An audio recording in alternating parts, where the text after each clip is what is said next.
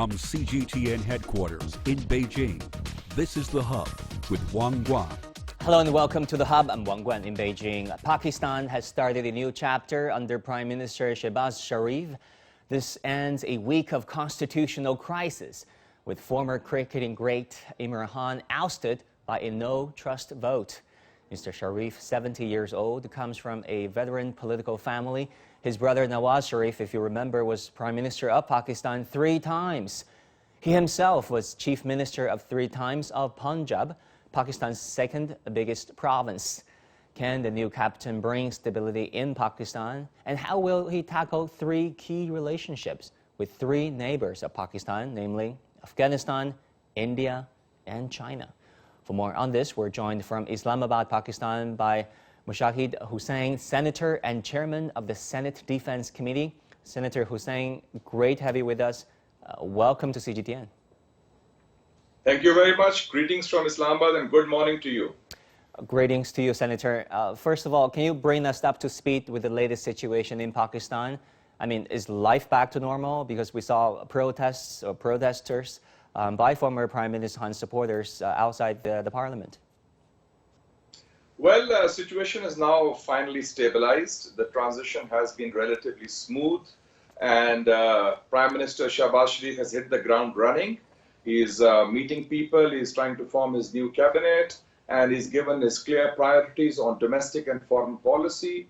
And you can see a rise in the stock market also, the biggest in the last 2 years, and you've seen a decline in the rate of the dollar vis-a-vis the rupee. So that's a good sign that the markets are stabilizing and people and the life is returning to normal finally. Yeah, let's talk about the stock market for a second, because we saw the market being very volatile. The Pakistani rupee, like you said, was falling. In case our audience are not terribly familiar with this, you know, the party of, excuse me, I was talking about the stock market. In fact, some numbers here. If you don't mind me showing you guys, stock market up by 1,444 points.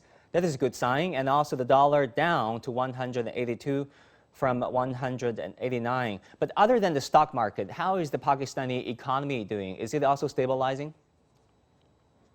Also, I would like to say that yesterday a public opinion poll took place, and that showed that 57% of Pakistanis have accepted and welcomed the change in government, and they have approved of the change in government. So this has been a smooth, democratic, peaceful, constitutional transition.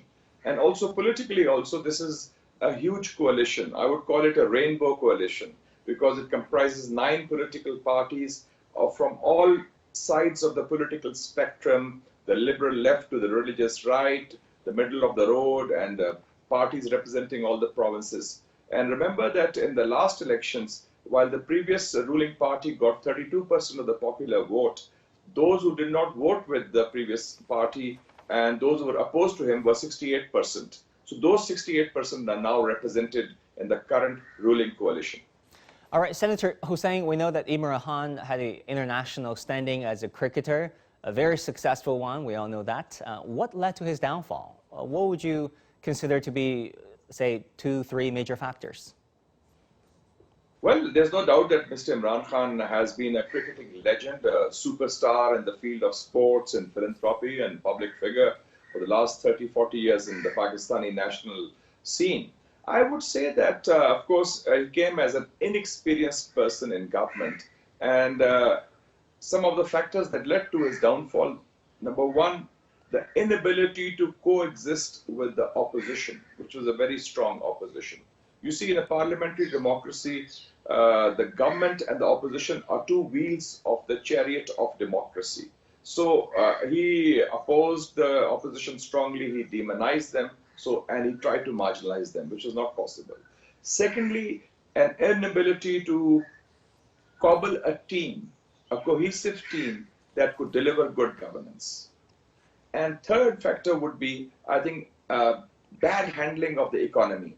He changed 4 or 5 finance ministers, and economy became a major issue. And then after the coronavirus pandemic, the spike in prices and inflation. So that, I would say, these were the major reasons for his unraveling of his regime.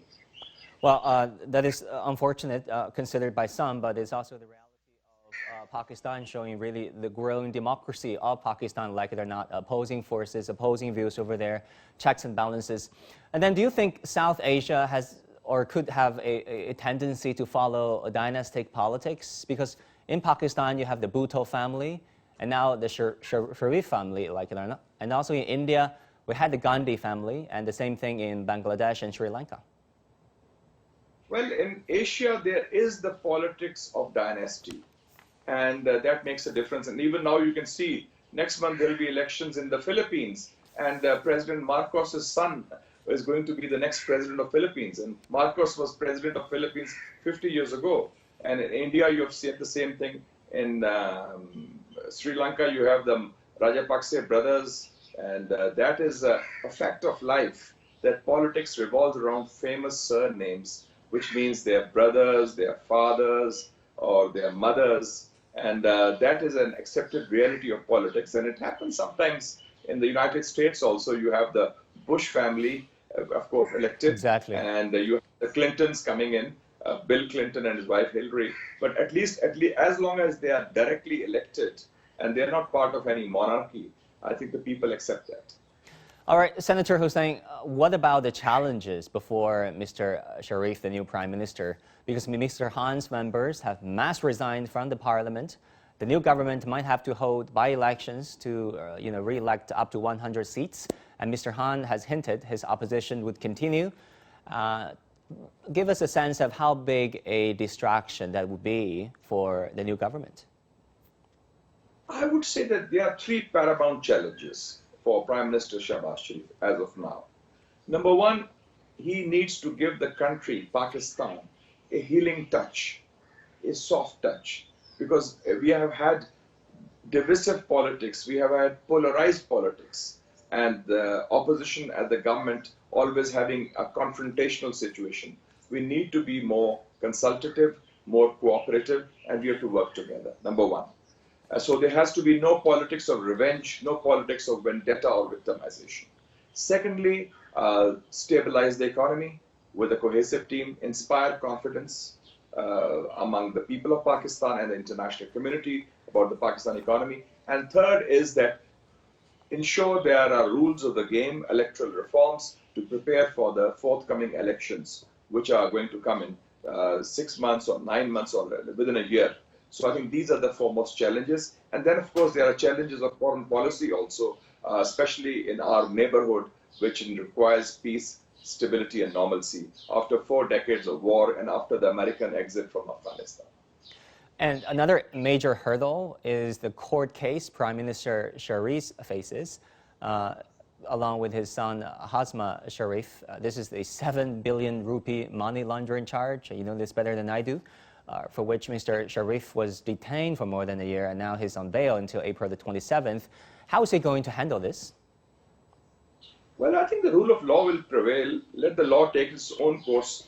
But previously, there was hounding and harassment of Mr. Shehbaz Sharif because he was leader of the opposition. And there was a lot of trial by allegation, and a lot of the allegations, in our view, were unsubstantiated. So let the allegations be proven in a court of law. Let the court take its own course. And I can assure you, there will be no attempt by the government to interfere in the process of the court of law. Because the judiciary in Pakistan, as you know, is very independent. And they ruled against Prime Minister Imran Khan. And they won't spare the Sharif family either. In the past, Mr. Nawaz Sharif was knocked out by the same Supreme Court. So we have faith in the judiciary, we have faith in the rule of law, and we feel that the law will take its own course. Let's move on and talk about Pakistan's foreign relations, chief among them with China. We know that China says its relations with Pakistan is all-weather strategic, comprehensive strategic partnership with Pakistan. I would say that is, one of the highest designation, if not the highest designation for Beijing's foreign partners and friends. And upon Mr. Sharif's election, China's foreign minister has spoken, actually. They said China sincerely hopes that all parties of Pakistan can stay united and jointly defend national stability and development. We believe the political change in Pakistan will not change the overall China-Pakistan relations. What kind of China policy do you expect from the new Pakistani government? Well, China has a very old and long-standing relationship with Mr. Shehbaz Sharif. When the Belt and Road Initiative of President Xi Jinping was launched, the BRI, the China-Pakistan Economic Corridor is its centerpiece. And that was taken forward by Prime Minister Nawaz Sharif, and his brother Mr. Shehbaz Sharif was then the Chief Minister of Punjab.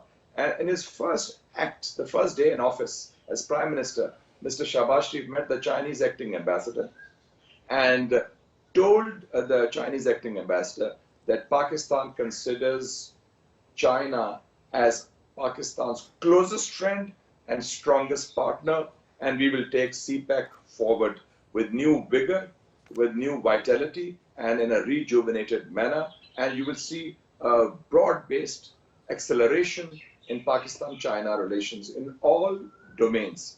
And China is number one in terms of our foreign policy priority, which the Prime Minister made clear when he listed the list of countries, and his formulation has been very warmly welcomed in China. So we have no doubt. And by the way, China is one country in Pakistan on which there's a broad, across-the-board national consensus. And even Mr. Imran Khan agrees with that, and even Shehbaz Sharif agrees with that China is our number one friend. So China friendship is the, I would say, the cornerstone of Pakistan's foreign policy, and I see this relationship being further developed and taken to new heights of development. Sir, we also know that Punjab is also building a 1,000 megawatt solar park in Chinese collaboration. Plus, there is this China-Pakistan Economic Corridor under the BRI. Can we expect, continued momentum in those projects? Yes, and not just momentum, I would say expansion.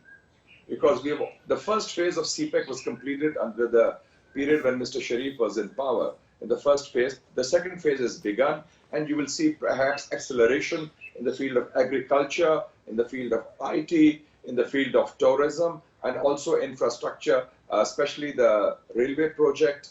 And already yesterday he announced in Karachi, the Prime Minister Shehbaz Sharif, that they will expand CPEC. So I think that you will see that multifaceted development of CPEC, and CPEC also unites the Federation of Pakistan through infrastructure and energy, and it has resolved a lot of our problems. So we feel CPEC is the guarantor of a better tomorrow for the people of Pakistan. And Mr. Sharif as Prime Minister will take it forward. Senator Hussain, so good to talk with you. Come back again, and please forward our best wishes and warmest greetings to the people of Pakistan, if you can. We certainly will. Thank you so much. Thank you.